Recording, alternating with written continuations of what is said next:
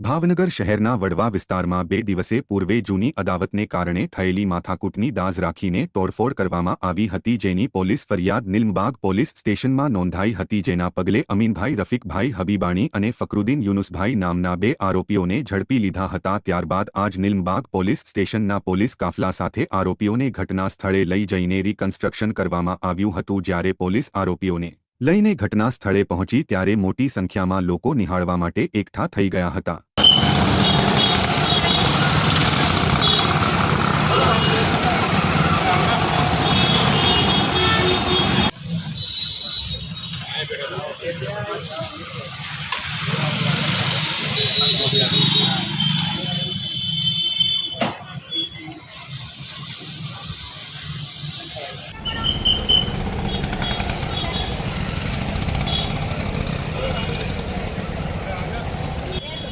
આમ જ જવું છે આપણે આ બિહાર